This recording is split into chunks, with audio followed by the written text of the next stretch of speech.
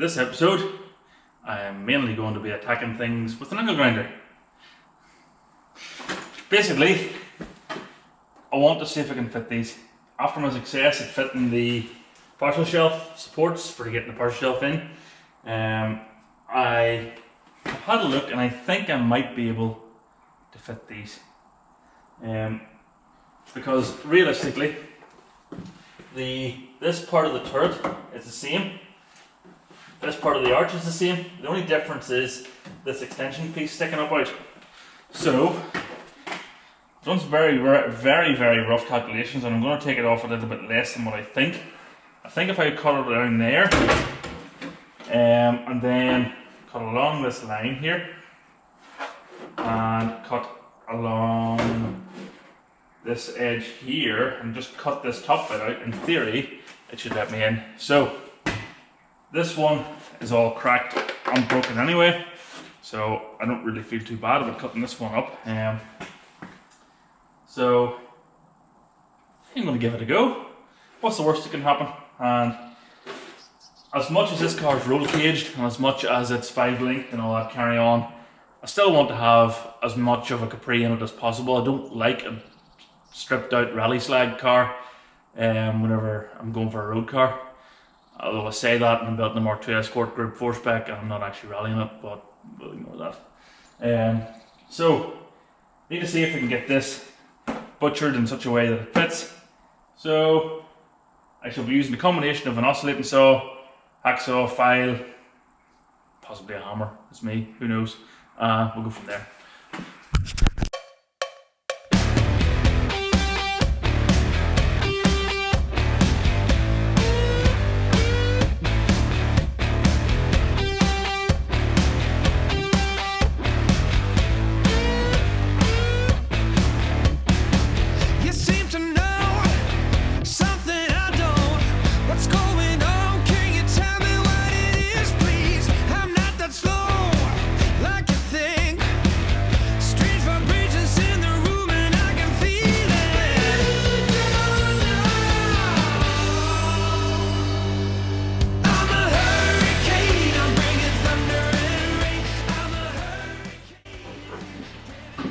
So yes, my initial thinking, I wasn't thinking straight whatsoever.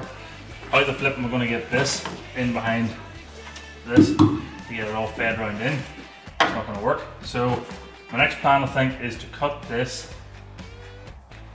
here, I think. Although I might just cut it here. I'm going to do that. I should be able to get this fed in behind anyway. So yeah, I think I'm going to cut it here and then see if I can at least get the boot covered in.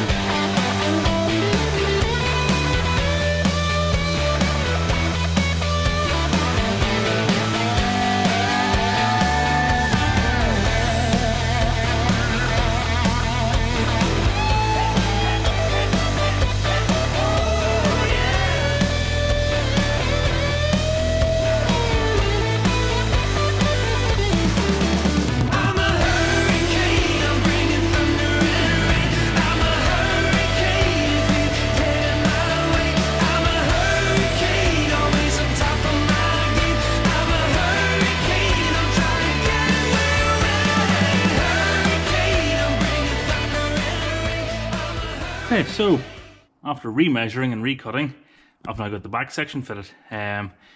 Fits in quite nicely. Don't know if you can see it or not, but it lines up with the original holes in the shell. So yeah, quite happy with that really.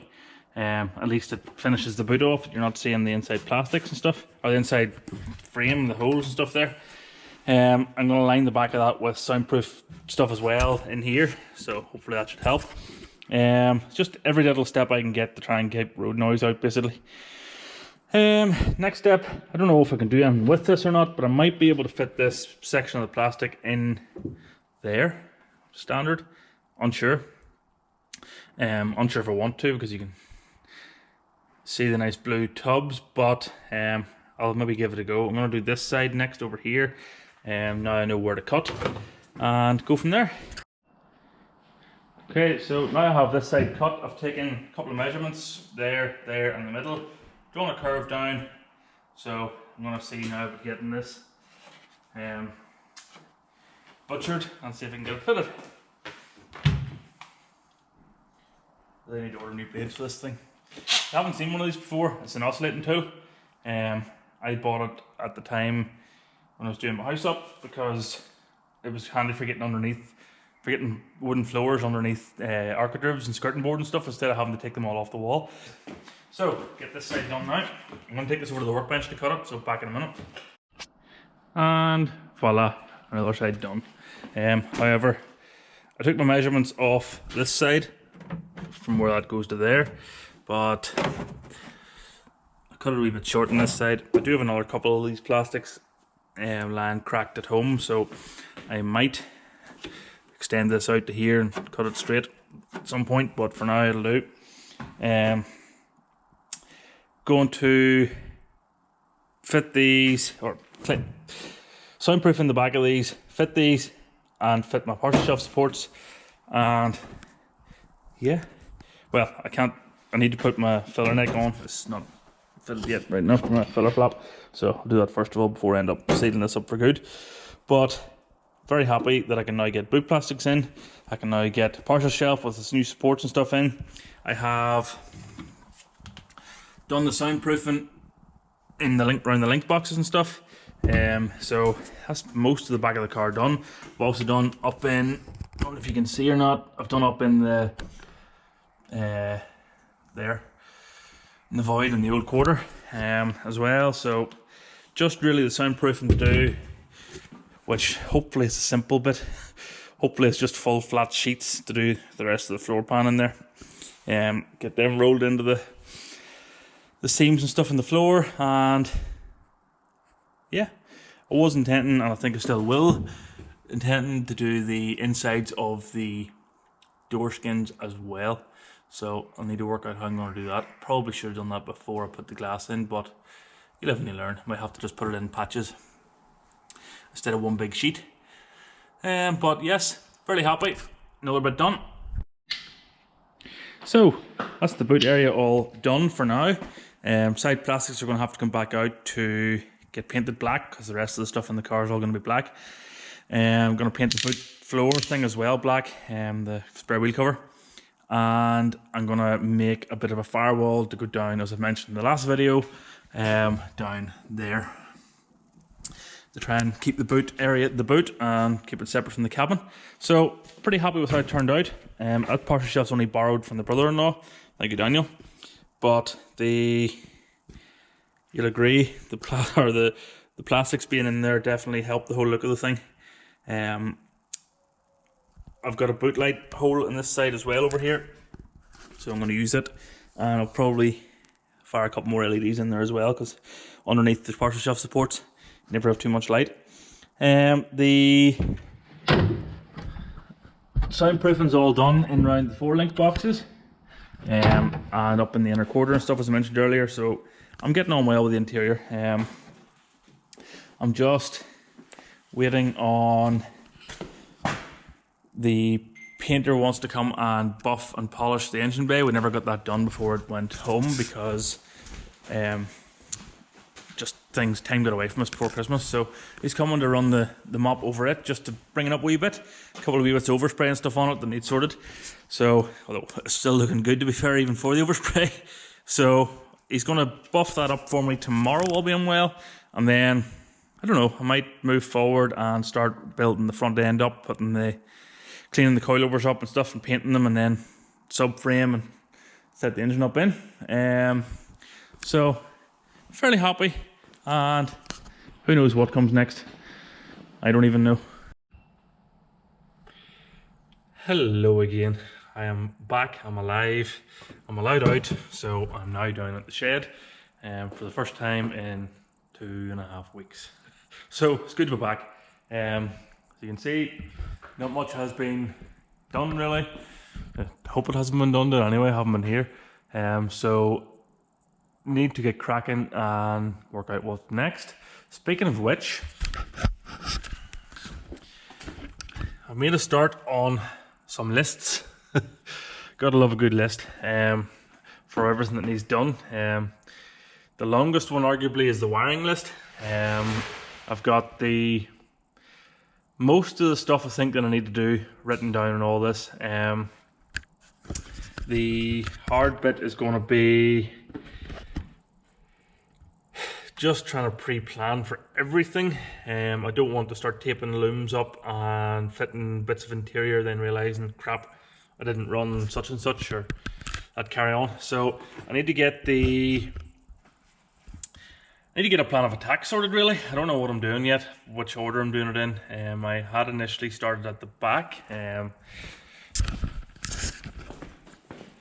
I had started at the back, as you saw earlier on in the video, I think. I don't know where we are with the videos currently, but I started off at the back with the soundproofing and the plastics and stuff. I have this one out again because I remembered that I needed to fit the fuel filler. And also the wiring and stuff all needs to go down the back from this side for the rear lights. But all this stuff was only just trial fitted anyway. It all needs to come out again to be painted black. The rest of the black soundproofing needs done as well. So yeah, it's gonna be a difficult one to work out where to start, what to do next. Yeah, need to start studying these lists basically and see which needs to come first in priority list. The engine is nearly ready to be built up. You can see on the list there, excuse my bad handwriting, it's a permanent marker. So I need to fit the exhaust manifolds and gaskets and stuff. I need to get the alternator cleaned up, the new alternator that I haven't screwed up yet, fit it all to the engine, fit the flywheel and clutch and all that, carry on, bolt the gearbox to the engine. It's currently just still sitting on the stand here. It was covered up, but just took the covers off it. So a few bits more to paint, fit up gasket wise, and then I think I'm good to take it off the stand and bolt it to the cross member, bolt it to the gearbox. I'm going to need to put a couple of pipes on before I put it in, or else they'll be quite difficult to get at. Although knowing my luck, this engine probably will be in and out a couple of times, so we'll see. Okay, so I have decided to put the heater motor, wiper motor stuff up in underneath the dashboard and try and get the likes of the bulkhead grommets and stuff all in. Reason for doing so is because before I put the engine in, I'm going to need to put the likes of this wee plate and stuff all on. Can't get at it after, and the heater matrix needs to go in with the 2 self-tappers and stuff in it. So yes, I've decided to do it this way. I don't know if it's the right way, but I've decided to do it this way. I've looked out the wiper motor, all associated screws, heater box, all the screws and stuff for it. I've tested the heater motor, just check it hasn't seized up, but it's free as anything and it works perfectly in both speeds. Yes, I think that's going to be the next stage. Trying to get this up in. The rubbers I have already cleaned up because I had red paint on them, but they're already in there and there. So next stage, get this wiper motor up in. I can't remember if the heater box needs to be out for the wiper motor to go in, so I'm just going to put the wiper motor in first and go from there.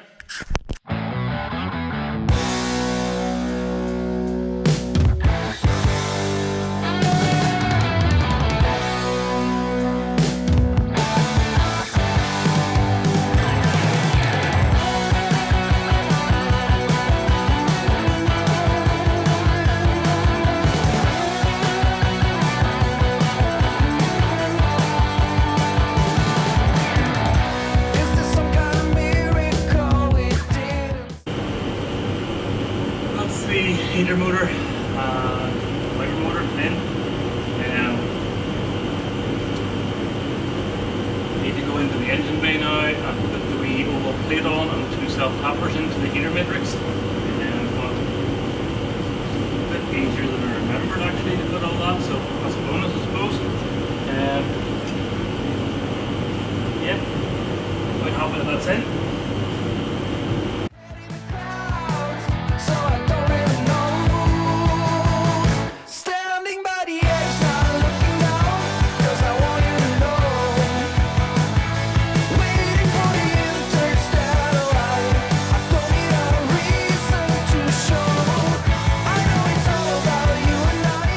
Today has mainly consisted of getting lists organised, getting parts looked out for going in, sorting out our plan of attack, and freezing myself to death here. It's Baltic.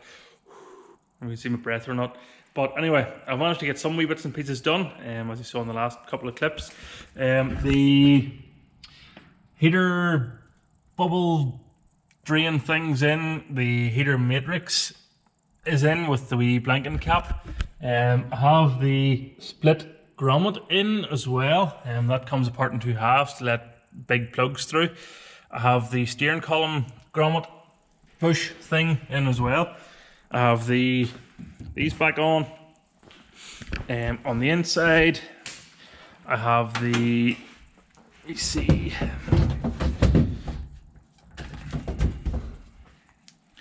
on the inside I have the heater box in, and I have the wiper motor in, and I did a wee bit more sound deadening in the inner rear quarter area up in there. It's hard to see here, but up in there. So we're getting there. We're getting there.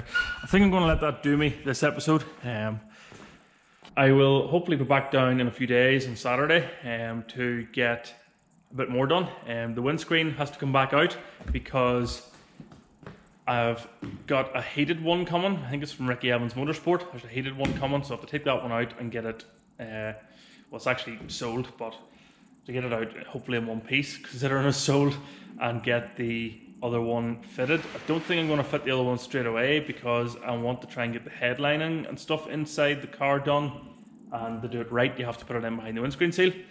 The lists that you saw earlier on, I'm going to type them up at home and try and get some sort of sense made of them. And my goal for the next few weeks is to get the whole front end running gear built into her with the engine and stuff set in. Because why not? It all has to be done some stage.